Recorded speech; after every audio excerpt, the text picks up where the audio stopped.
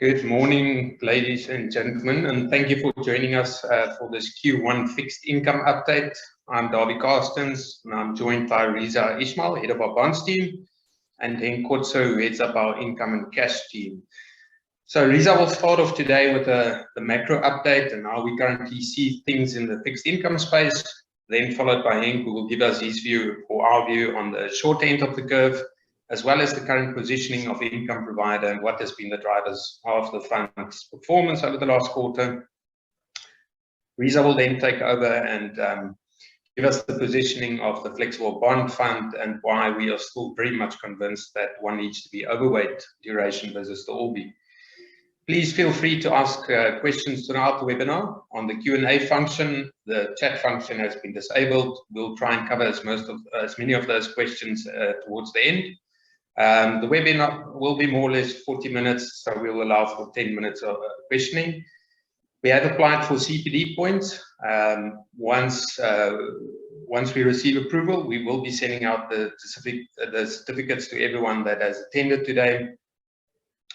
You'll note that we're starting to use our investment portal to run our presentations from more and more. Instead of PowerPoint, this portal we update with more than 100 million data points every single day.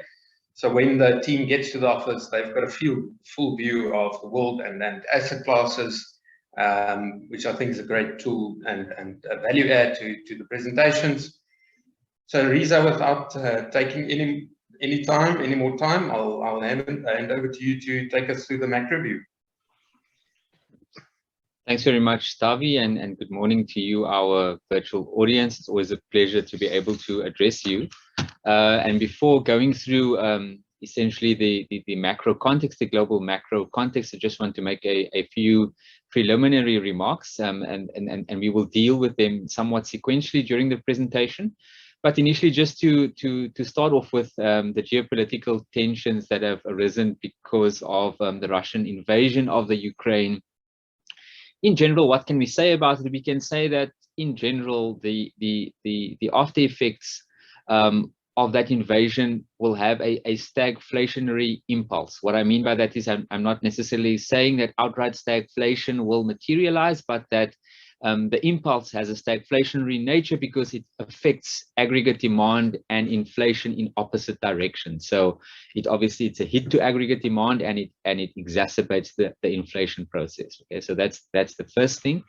The second thing one wants to point out is that when you have a stagflationary impulse, it effectively makes the business of policy rate normalization all that more complex. And the reason I say that is because when aggregate demand is trending lower and inflation is trending higher, those two things have offsetting implications for policy, and it makes the task, what was already a hard task, it makes it all the more harder, especially for places like the US, where you have the Federal Reserve, which is sitting with a genuine conundrum.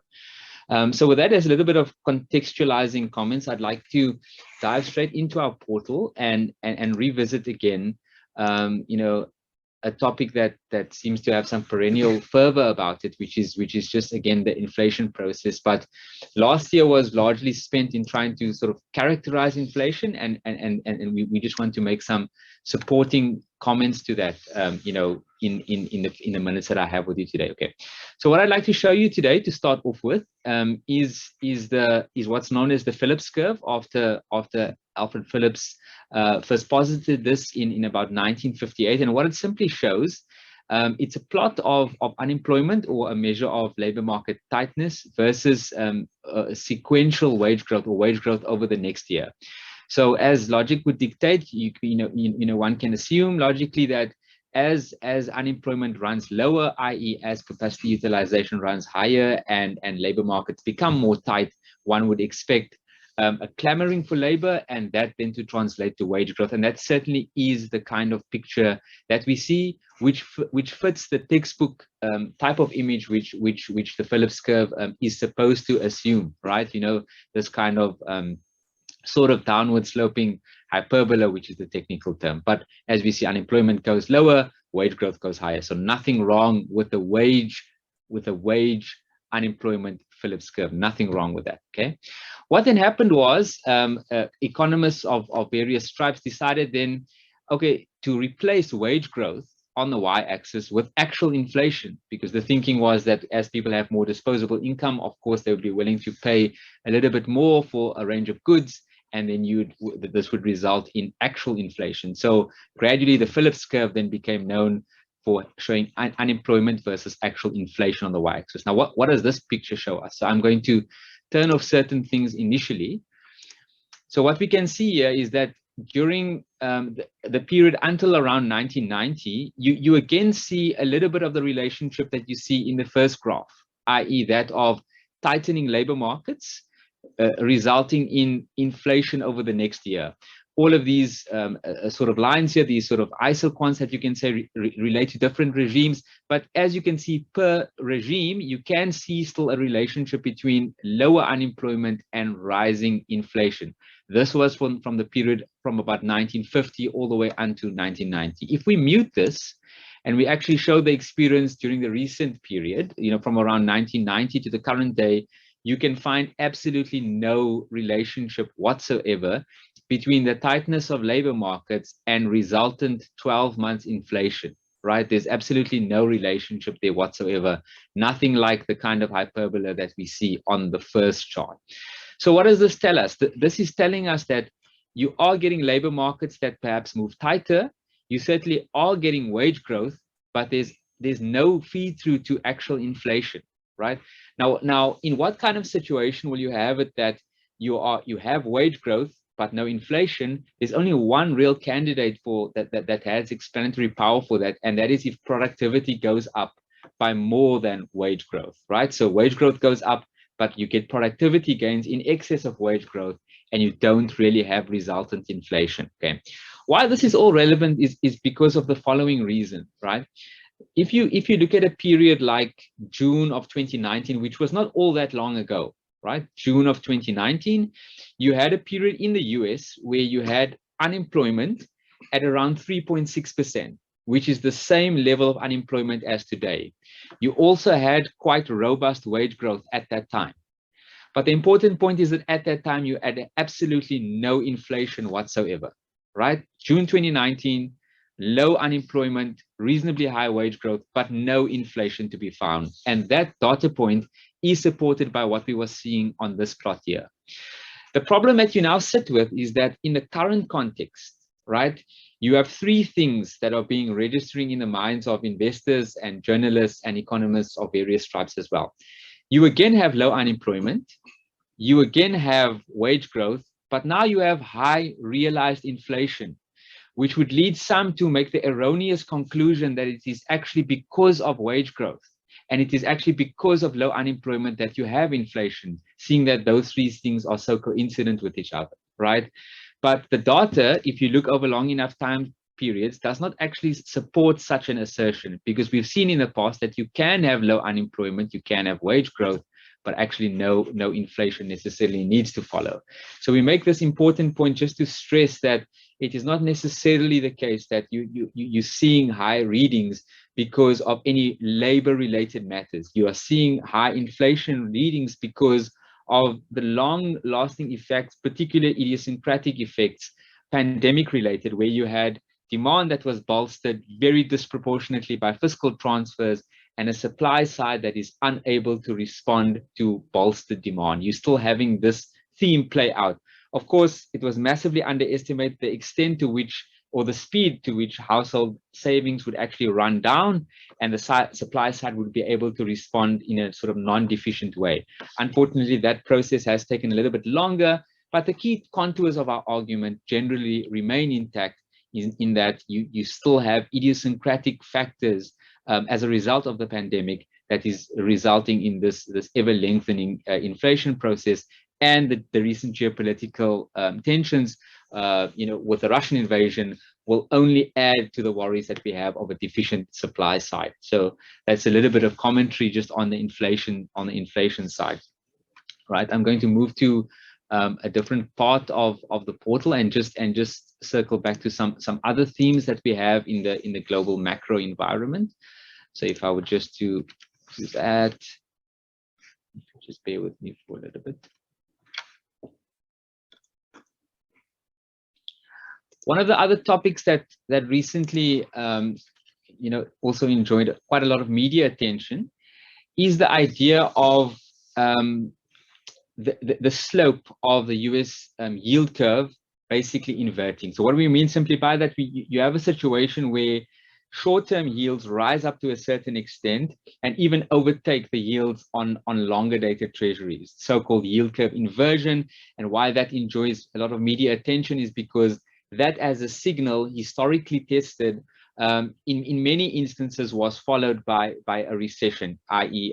in a major hit to aggregate demand, and the output of the economy really moving backwards, right? So one of the things that we'd like to point out, about that is that the signaling power of that particular indicator, i.e. the slope of the yield curve, has lost a great deal of signaling power due to the actions post the financial crisis related to central bank intervention. So just to walk through this graph, what we're really saying here is that the conventional 10-year minus 2-year spread is shown in this sort of terracotta orange line through time, right? And generally it gets a lot of attention when the spread, becomes very low, and certainly more attention when it becomes negative, such as the period you had like sort of late 2018, okay? So, but what we also know is in the gold line is the 10-year term premium, which is the sort of compensation you get for taking on duration as a component of a 10-year bond yield. So what we can now see is that clearly after major central bank interventions post the crisis, and particularly after sort of Operation Twist that you had around 2014, is that the term premium becomes very, very small and actually becomes negative at times. In fact, the current reading of the term premium, the US term premium in this gold line, is in fact negative. So what we can then do is that we can say that there is clearly a component of the US 10-year yield that has been unduly influenced by central bank interventions, i.e. the term premium. So is there perhaps a way to strip out the term premium from the 10-year bond yield such that you are purely left with just the expectations component of a 10-year bond yield? And that's exactly what we've done in this navy blue line. So when you do that, when you strip out the effect of the term premium, which we feel has been somewhat artificially compressed, then you actually get a spread which doesn't nearly get to zero as often as the conventional spread, as the orange spread. So the navy blue line doesn't nearly get to a zero reading as often as the terracotta line after you adjust for the term premium. And when you actually do this, you get a more purer reading, a more purer signal of what the original intention was behind looking at the signal in the first place, right? So at present, you can see via the teal color line that there's quite a big difference then between the term premium adjusted spread and the conventional spread, right? So we would just say that if one was going to use this as a signaling tool at all, you are better off using the term premium adjusted measure of the spread than a conventional measure. Also, and these are commonly touted as dangerous words in finance, but also this time is a little bit different for the following reason, is that the reason why you normally have it the case that recessions follow a period in which short-term yields rise to an equivalent or higher rate yield than 10-year yields is because what normally happens is that at the late expansion phase of a cycle, you normally have quite a big leverage buildup on the part of consumers. You find that households become quite indebted, all right? That is usually what happens. And then when rate hikes start, when policy normalization starts upwards, that normally chokes the credit channel of consumption. In other words, it makes debt a lot more tougher to service on the part of the US consumer or consumers in general, and that throttles consumption. That is usually the way it works, but that rests on the assumption that that consumption has in fact been debt fueled, has been fueled by consumers taking out loans. Now that has not actually been the current experience in the US, which is why an increasing short-term part of the yield curve is perhaps not as detrimental to consumption in the US as in decades in the past, right? So that is just a little bit of a window into the correct way to look at the signal, and a little bit of caveats that make the signal not a particularly good one in this particular context, given that you've had consumption that has largely been driven by fiscal transfers and not by an accumulation of household leverage on the part of the consumer. So the story about yield curve inversion and will it lead to a recession, I think that those are very good contextualizing comments around that, right? I think I'll pause there with regards to the macro side. I've given you just a little bit of a rejoinder as to some of the comments we'd already made in previous sessions, and certainly that we do cover in our monthly interest-bearing commentary. But I'm going to hand over to Henk now to take you through some similar contextualizing context for the South African experience, and then I'll circle back to flexible bonds right at the end again. Awesome. Perfect. Thanks, Reza. So now that we know that we don't have to worry at all about inflation or about the Fed hiking, I was just joking. What does it look like in the SA context? So, sorry, just try and get this thing out of here. So using the portal again.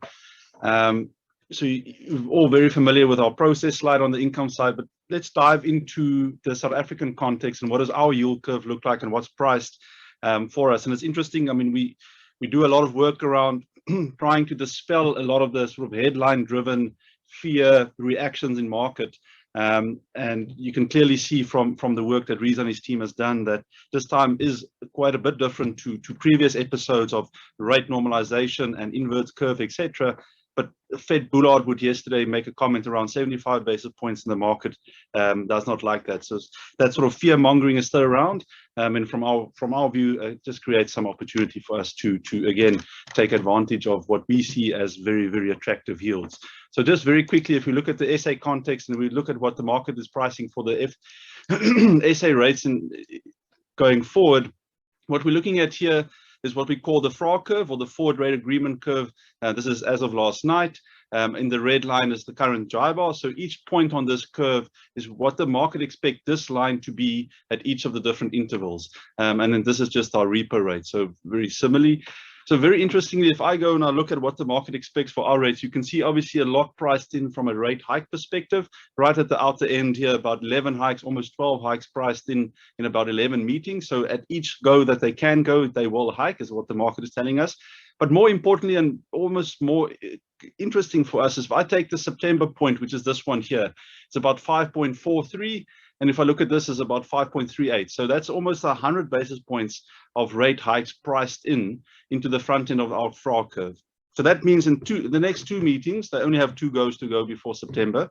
They're going to go 50 and 50. So that's a % higher. That's quite an aggressive pricing of interest rates.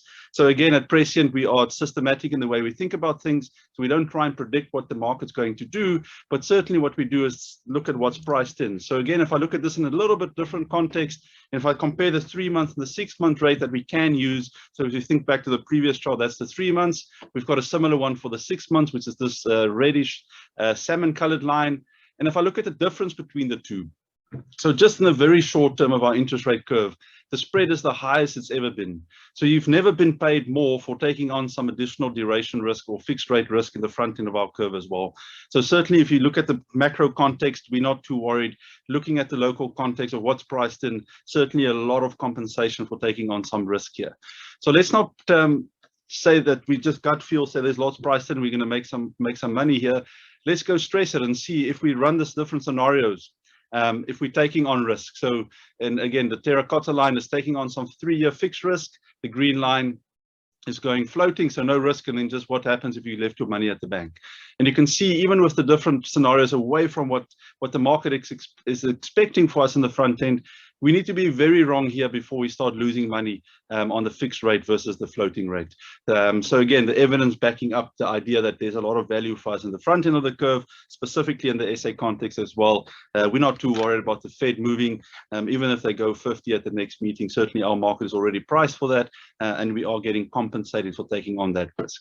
If we then go into a little bit more of Reza's territory in the back end, where we also have some exposure in the income fund, We do think about it a little bit differently in terms of how we want to take that exposure, but certainly from a house view perspective and from a value perspective, we do like bonds and we do like back-end bonds, and we certainly do think it's a core tenant and will remain a core tenant of the income fund. We do this with a little bit of a different risk hat on. Obviously, from our perspective, from an income fund, we don't want that price volatility as people draw income monthly from our portfolio. And so that capital protection is important. And our CPI +3 target is also very important. So we went about and said, how do we take on some bond exposure that's appropriate for the income fund? So what this means for us and what we came up with to say is we want a sharp, efficient portfolio. So looking at the risk side that maximizes our total return. So that's the return or the real return side. And then build in some diversification for us in the curve. So what we said is we'll look at a portfolio where we decide to take on duration. So let's call it the optimal portfolio. We want 50% of our exposure to the bonds that will give us the most total return over a 1-year period, and 50% that's on the risk-adjusted basis that the bonds we want. And then we went further and said, okay, we picked a top 2 in each category, and we see what comes out. So spoiler alert, so just jumping to conclusion, what this tells us at the moment for an income fund, it's very important to make that distinction, is we want 50% of our portfolio in the 186s, which is about a 4-year bond, and 30% of that into 2030s, which is a little bit longer than that, about an 8-year bond, and then the balancing figure to get to our risk-adjusted or risk-neutral position in cash. So how does that look? How do we get to that? Just very briefly to go jumping to the end. So this is the different portfolios that we've built, and you can see from a total return perspective, that's the 186 portfolio, and then second best is the 2030, and then similarly on the sharp side, you have a similar story. So very briefly, that's how we think about duration in the income fund. It's obviously risk adjusted. We measure the amount of active risk we can take. We look at how much risk budget we have, and that's how much risk we can spend. Reza will show us a little bit more of the value we see in the bond market, but certainly from our perspective, we do see that as well. We just take it a little bit differently, but the common theme of duration across our portfolios still remains, and we do think there's still a lot of value in taking on fixed rates in the SA context. Okay, moving on a little bit to some of the other asset classes and sort of some of the changes we've made to the portfolio. Very briefly on the property side, so we've reduced our property exposure, and one would ask why? Because we have a slight moderate overweight when it comes to a house view. But again, from the income side, when putting up our income hat, we look at the valuation and what we can earn. Certainly from a yield perspective, you look at the SAPI or the All Bond or the property index relative to the All Bond index. You can see this is the blue line, so the spread over time. Currently, you're still earning about 2% lower on the SAPI, or that's the expected for a dividend relative to the bond curve. So again, not taking into account total return, which Reza will show us, there's still more value for us in the SA bond context. And if you look at the sort of risk, downside risk of that property sector, we all know what's happened in the past. I mean, COVID was 52% down. An optimal portfolio for us in the income side would look towards bonds to take on risk and not necessarily the property space. Very briefly then on the preference share side, we've retired that as an asset class in here, but from a fund perspective, certainly has been a good trade for us. Just jumping again back to the new portal. Hope it takes us back. There we go. This is get to the positioning. So from a preference share, it's been a great trade for us. As we know, the banks keep buying them back. We're waiting on a couple more banks. So we'll keep our exposure there. But certainly from our side, it was a good trade from the yield we could earn. And obviously now with the sort of idiosyncratic event of them buying or the banks buying it back, it's been a good position. Just looking at the fund, so I've taken sort of the second week or end of the first week of April, current yield of around 7.8. So certainly a nice running yield that we built into the fund with not a lot of exposure to risk assets. So if you think about just under 1.4 years worth of duration, how do we get to that? So very quickly, to show you, to relate it back to that process of getting our bond exposure. Here you can see again the 186 that I showed you, the 2030s, and then some bank bonds that references those bonds to get us to the optimal mix that I showed you. And then very just quickly on the property side, as I said, we've reduced our exposure since our last webinar. So currently just about 0.3% of the fund exposed to property, so negligible. Exposed to SPEAR, which is a local county in Cape Town, which we certainly will still like. But the common theme across the portfolios has certainly been the reduction in property exposure across the funds. On the pref side, you can see the sort of three remaining banks with a little bit of Investec Group, Nedbank being the obvious one being out of the market, and as well as Investec Bank being having bought back their prefs. Okay, so just then very briefly on the portfolio attribution and what we like to see from a fund like the Income Provider Fund. We want positive drivers of return, a diverse mix of those, but that all of them contribute positively through time. So what we're showing you here is the different months, and you can see how the different components of return stacks up to give us that sort of smooth line, that predictability that our clients expect from these from the income fund, and really just that sort of lower heartbeat income generating inflation +3 that we're trying to achieve. Yeah, that's it basically from my side. I'm hoping there's some questions for me at the end, but I'm going to hand back to Reza to take us through a little bit more of the bond view and then also the fund, the bond fund positioning. Sure. Thanks very much, Henk. So staying within our portal, largely, yes. I mean, the past couple of webinars, and if there were other previous client interactions that I perhaps had with some of you, you'd know that we have the stance of being sort of maximum active duration, which sounds like somewhat of a risky thing to say at a time that you have sort of 8% inflation in the US, very hawkish rhetoric coming out of the Fed, and also sort of geopolitical tensions emanating from sort of the Russia area. So, but as Henk alluded to, there's two different paradigms that we always like to identify. There's the paradigm of sort of the journalistic narrative, and then there's the paradigm of the world of empirical hard facts. And we much rather prefer to dwell in the paradigm and the world of hard empirical facts and data-driven inferences. So what can we really say here? We can see that the score, systematically measured, still indicates a strong overweight position in bonds, i.e. you should be positioned for maximum active duration, right? And if we just look at the composition of that score, you will see that we've identified sort of four meta factors, or four sort of key factors. One relates to valuations, i.e. how high your initial yields are, starting yields, whether they be in real terms or absolute terms. Factors relate to economic considerations, such as your fiscal position, your current account position, things of that nature.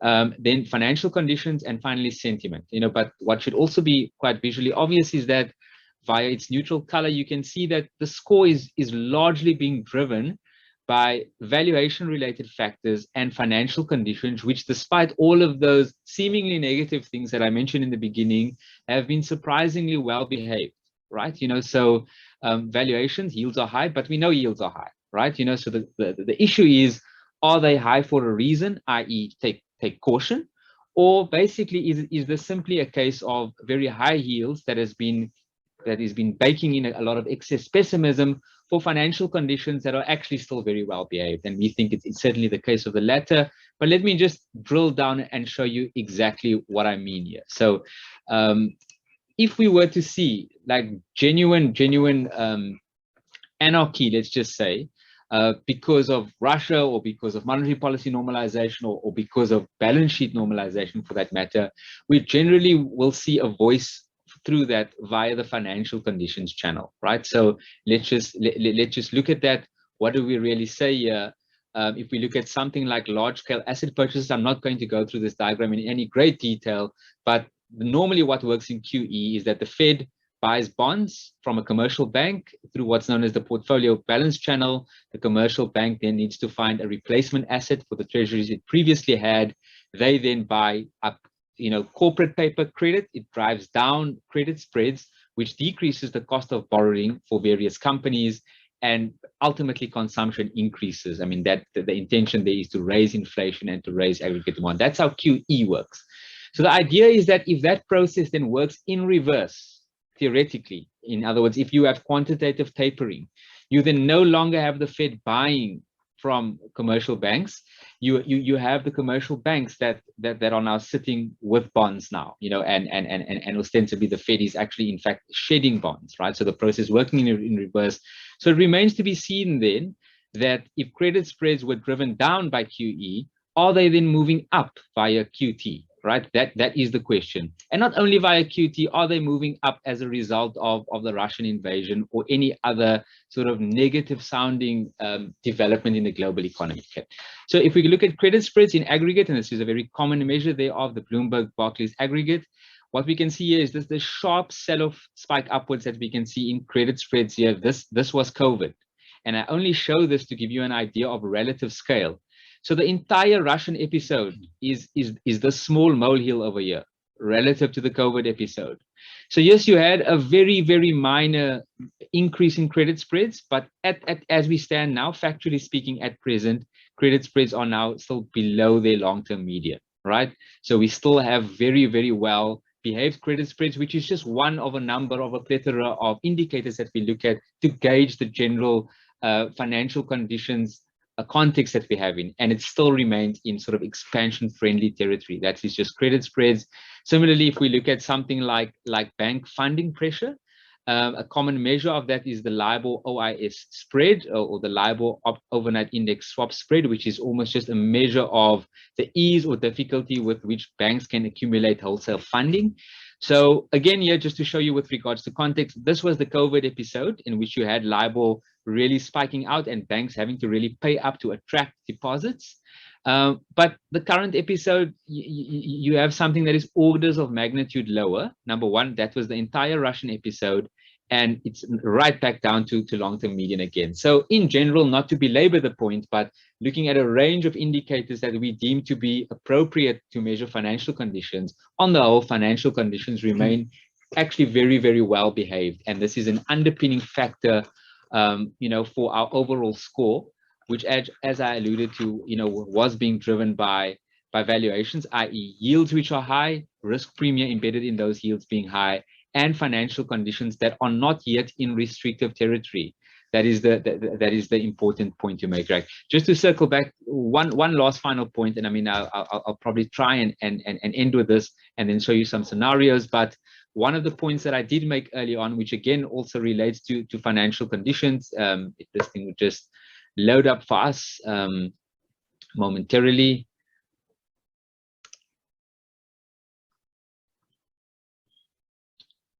Apologies for the delay, but we will try and make this a little bit slicker.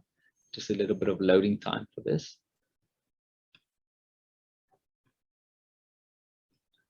One of the usual ways in which monetary policy that I alluded to a little bit earlier on actually affects economies in general is because it throttles the credit channel, and it makes it harder for those that are already leveraged up. It makes it harder for them to actually continue to service debt, right? To service loans, right? And that ultimately feeds through into decreased consumption. But what we can actually see here, if we look at just the US, and I'll only make reference to them, is that in 2020, the time at which most assumed that households would actually be taking on a lot of leverage, what you can find that outside of the very poorest deciles, which are shown here from 1 to 10, so outside of the very, very poorest segments of the US household market, all of the other segments from decile 3 onwards actually show decreases in their debt to income ratio. In other words, during 2020, they actually became less levered and not more levered. If they were more levered, then the prospect of rate hikes would be genuinely alarming. But this data actually suggests that they've actually decreased household leverage, which is one very, very powerful buffer to protect the consumer and to insulate them against pending rate hikes. And that is part of the reason why perhaps credit spreads and bank loan delinquencies and things like that haven't yet registered anything red light as far as our scoring is concerned, right?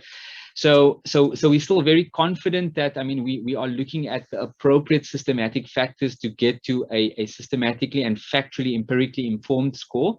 The score still suggests that we have a strong overweight position in bonds. But as Henk was alluding to, if we just go to some of the kind of scenarios that we can expect, in positions like this, where the yield curve is sort of testing sort of 10.7, 10.8 at the back end. Let's just look at what that could mean for a total return scenario for a holder of a long end bond, right? So let's not try to get too racy, but let's just say we look at the scenario where at a starting yield of 10.8, it's not all that hard to imagine a 50 basis point reduction in yields from this point, i.e. a 50 basis point compression from what is almost yields of around 11, right? So if that were to materialize, you get a 50 basis point reduction from this point. Summing up the various components, of course, you get a pull to par effect, which relates to the fact that all these long end bonds trade at a discount, but they need to pull to par. They need to move towards maturity, to move towards 100 at maturity, since they need to trade at 100 at maturity. So you get a little bit of return for that every year. Obviously, the big one is the return that you get from your coupons, the coupon cash flow yield. This averages at around 10.8% and is known deterministically, because you know the all-in price you paid for the bond and you know what your coupon will be, so you can work that out deterministically. And then there's the return from the actual shock. We know that a long end bond has a duration of around 8 point something, 8.5, let's just call it. So a 50 basis point shock should give you a return of roughly half of that. It's around 4.5% from duration and convexity that you get, leading to an all-in return of around 15.7% if yields only come in 50 basis points from this level over the next year.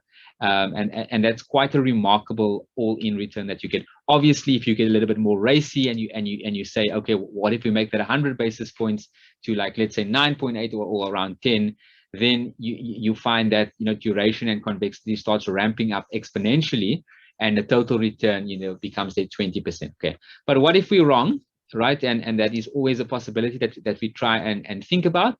So let's just say yields from this level, 10.8, which we think is rather topish, but let's just say it actually gets weaker from this level, right? So we start off at 10.8, and it actually goes 50 basis point upwards, i.e. yields get weaker to the order of 50 basis point. You still get your pull to par effect, which is almost like a mathematical consequence of the bond nearing maturity. You still get your same coupon cash flow effect, because, like I said, the all-in price you paid was fixed and the amount you get from your coupon is fixed. What you do take a hit on, of course, is duration. Now, for those that have been a little bit sharp, you would have seen that the positive gain that you get from the duration was 4.5%. So some of you might ask, why is the negative not minus 4.5%? And that is simply because convexity is always a positive contributor, whether yields move up or down. And the long end bonds are very, very good convexity attributes, which means that even when things sell off, you don't get hit as hard. And when things do really well, you get almost like a second and double buffer, right? So all in, having said that, you earn about 7% if we're wrong, and yields get even cheaper from these elevated levels of around 10.8, and 6.9% or 7% is still reasonably better than what the cash markets can offer you. So if you've got a sufficient timeline and you're prepared to give long end bonds a little bit of latitude, then even if we're wrong, your bear case still outperforms what the front end can give you, which is a very strong thing. Obviously, for those investors that have got different parameters to manage, i.e. they've got a stronger capital preservation bias, or, for example, they cannot really do with large drawdowns in terms of mark-to-market volatility, then this is something to take into account. But like I say, you don't actually break the buck as such. So, I mean, this is one of the things that one needs to take into account with. And just to sort of end with this, is that the nice thing about investing in bonds is that and I probably have made this comment in previous webinars, is that you are not starting the race at the start line, which sounds like a bit of a paradox, but you are effectively starting the return game with 10.8% already bagged. Right, so you're starting the race with 10.8% already in your corner. So anything that negative that can potentially happen first needs to eat into that 10.8%, because that's the return that you're getting from your coupons, right? And so it's not as though you're starting at ground zero and digging downwards. You're actually starting at the 10th floor, and then if something negative happens, you're working your way down from there. So even in this case, you start off sort of at 10 and you take a duration hit of about 4. still lands you with still an expected return of about 6 or 7, which is not a bad outcome given where the front end of the curve sits, a perceived sort of safe haven with regards to capital preservation and volatility, right? So those are some of the attributes of the long end of long end bonds, right? So I think we'll pause there. I think that covers the main things that we wanted to sort of give voice to today. I spoke a little bit about macro. Henk gave us some great insights to the South African market, but also what we're just really trying to say, whether it's the bond process or Henk's income process, all of our sort of firm-wide processes share the same DNA. It's systematically informed. We try to take the world of behavioral biases away from decision making as far as we can by relying on scores and processes that are systematically informed. So I think with that we'll pause, and we're happy to take any questions that our virtual audience might wish to pose to us. Thanks very much.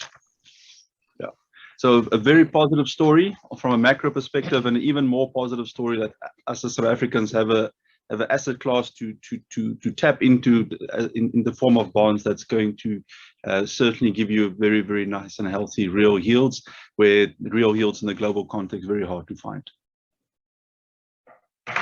Cool, thank you, Reza and Henk. Spot on 40 minutes there, well done. Maybe just to take the two funds together. So Income Provider remains our low risk, sleep easy income fund, where we try not to lose capital over any rolling 3 months. We've only breached that once in the fund's existence since 2006, so 17 years.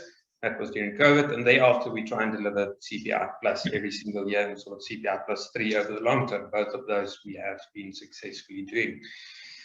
If you want to look at something more racy, we've got our Income Plus fund that's focused on credit, mostly one asset class, whereas Income Provider is a diverse set of asset classes, so some diversification coming through there. Or then the flexible bond funds, where we solve for the duration management for you.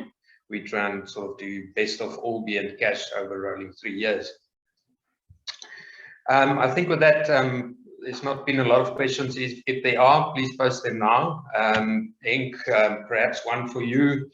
How do you manage the currency volatility in your views, if at all?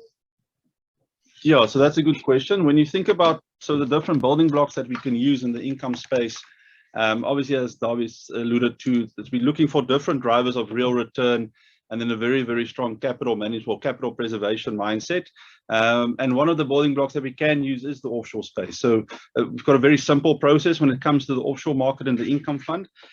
We don't think that we are global experts in credit or experts in global credit, but certainly we do have an edge when it comes to SA names in the offshore space. So where we can find South African counterparties and the government issuing dollar debt, we certainly look at that. We don't take on that currency exposure. Again, if you think about our rolling 3-month return target, or at least not reaching that zero line on a 3-month basis, the currency does introduce some volatility. So what we do is we take advantage of the forward interest curve. So we'll bag that forward interest rate differential. So buy the dollar yield, hedge the currency, get that pickup. Currently, it's about 4.5%. And then we'll compare it to the local assets. So just very briefly, if we look at that, so this is the two curve. So one is the South African bond curve in the blue, and the other one is the South African bond curve in dollars in the terracotta color, but hedged back into rands. And you can see the difference in the two curves. Certainly from our perspective, if we look at sort of the more front end, where we, I showed you, we want some 186s and 2030s. We can have a look at the equivalent bond in the offshore space, and if there's a pickup, we'll play there. So looking at the same sort of chart in just the difference in the two bonds, you can see it obviously fluctuates through time, but more recently, around the sort of 1% level, the difference in the two spreads, we'll take that opportunity. It does compress, and we'll just take off that exposure. So we did shorten, or at least take off some of the risk in the offshore space more recently when it flattened, and we'll wait again for those sort of yields to move wider. Then if we come into the sort of how do we then build in protection to the portfolio from a currency perspective, as we'll always screen for a different range, or a large range of different sort of protection strategies that we can introduce to the portfolio to, one, reduce the risk, and obviously then the second part of that is not to pay too much for it. So as an example, if we look at the US dollar or rand dollar sort of exchange rate, and look at how that could help the portfolio from a risk perspective. We'll screen for how much it's going to cost us on the left to put on that protection, and then also look at the sort of the curve of protection. So what sort of strategy would work for us? And very simply, if we would get into this sort of a red color here, we'd buy a call option on the dollar, thinking there would be, if there's a risk-off event, if we're wrong in our assessment, that sort of protection against a rand weakness will help the portfolio. We'll obviously do some work around sort of correlations between that sort of strategy and the portfolio. But certainly, if you look at the universe of things that we can do, we screen for those. We'll take currency exposure via the option market or derivative market, but we'll use that as a protection idea and strategy, and not really taking a view on where the rand would go versus the dollar. Thanks, does that answer your question, Davy? Sorry. Okay, good. Reza, one for you. Concentration risk within the flexible bond fund. Aren't you taking too much risk in one bond? And maybe just to follow on, do you find that 2035 segment versus the longer dated bond more attractive? The upside is much the same, but the downside is much better. Okay, cool. So let's start with the concentration one, and it's a lovely question because it, number one, it comes up very often, but because there's a very mathematical answer to it, right? You know, so if we look at the work that we've done on principal components, what we essentially have been able to distill from the movements in the yield curve is that via principal components, we understand that 94% of the variability is explained by the first principal component, which relates to level, since all the pieces, the coefficients for all of the bonds in the term structure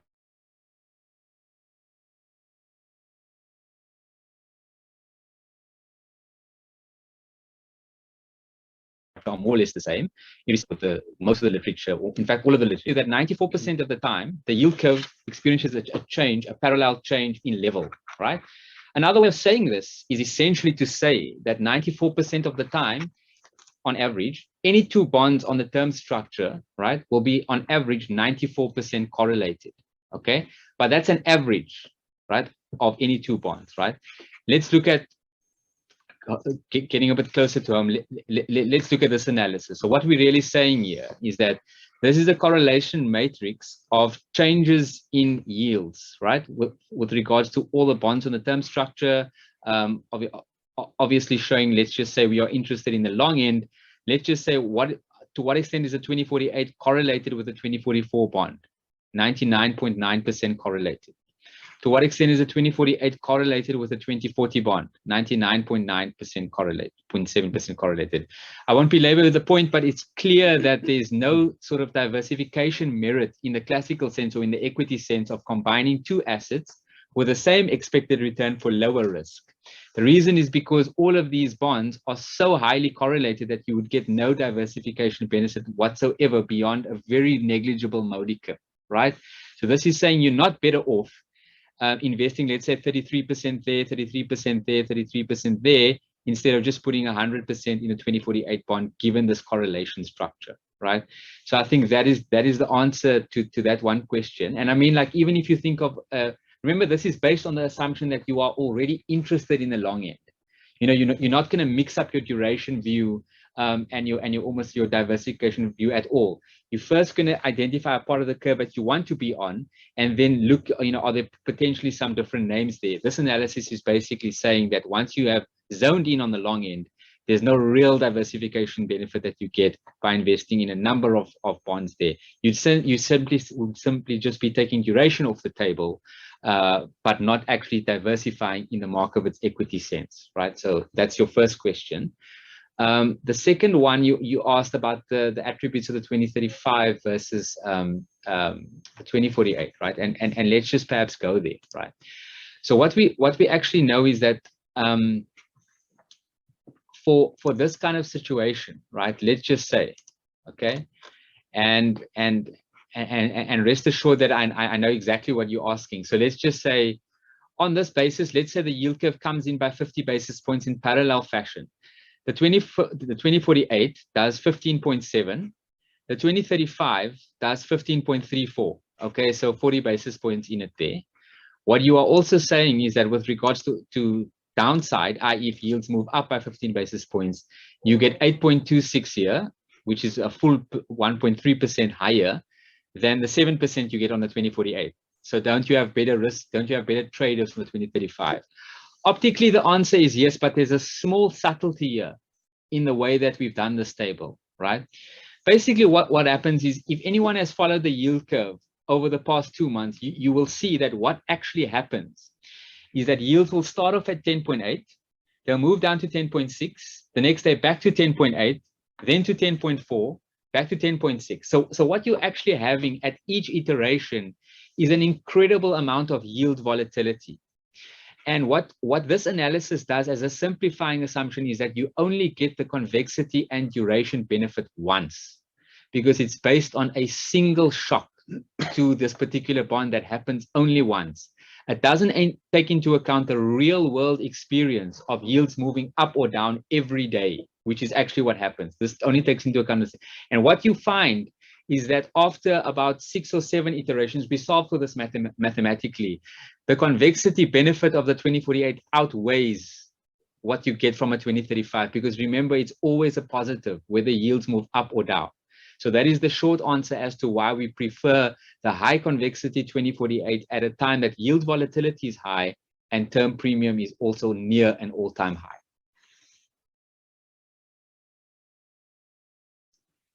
Cool, Davi. And I would just add that there's zero benefit from a liquidity perspective in diversifying your bond holdings. The bonds are pretty much as liquid across the curve, and it's for us as simple to trade any one of those, be it concentrated or not. So the liquidity benefit is also certainly not something that we believe in. Thanks, guys. Perfect. I think that's all we've got time for now. I hope everyone found this update insightful. If there's anything we didn't cover, please reach out to your consultant in the area. We'll happily assist. We have got our multi-asset update tomorrow from 9 to 10. I think with recent changes to offshore allowance, this might be a worthwhile one to attend. We've already upped our offshore allowance to close to maximum. And thanks again for joining us today, and I hope everyone's got a great day further. Cheers. Thank you. Bye-bye.